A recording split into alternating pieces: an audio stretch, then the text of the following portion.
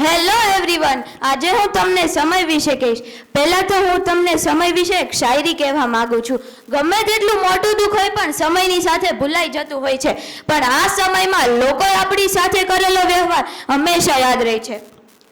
સમય એક અમૂલ્ય સંસાધન છે જે આપણી પાસે છે, અને તેનું અમૂલ્ય સમજવું વ્યક્તિગત અને વ્યવસાયિક સફળતા માટે નિર્ણાયક છે.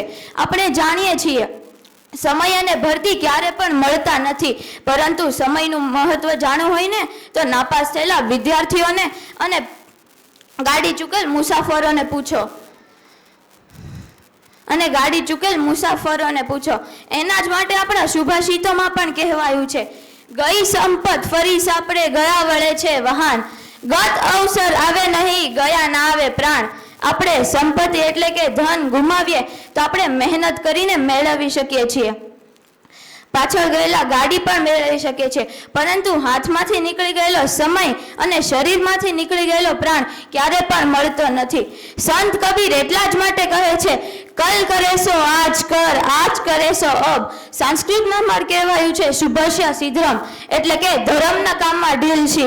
કોઈ કામ કરતા તેમાં અનેક વિઘ્નો આવી જાય છે. હવે હું તમને એક વાર્તા કહેવા માંગુ છું. એક છોકરો હતો, તે આખો દિવસ રમ્યા જ કરતો હતો. તેને એક દાદા દેખાણા. એ દાદા તેના કામમાં વ્યસ્ત હતા, તે બિયા વાવતા હતા તેમના બગીચામાં. તો પેલા છોકરાએ ત્યાં જઈને પૂછ્યું કે તમે શું કરો, તમે આટલી મહેનત કેમ કરો છો?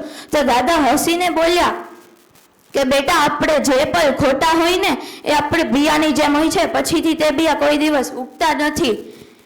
હવે હું અંતમાં એટલું જ કહેવા માંગુ છું हौसला रख, एक समय ऐसा आएगा, हौसला रख, एक समय ऐसा आएगा जब जिंदगी दूसरों की होगी और समय तेरा बताएगा, जब जिंदगी दूसरों की होगी और समय तेरा बताएगा. अस्तु. जय हिंद, जय भारत.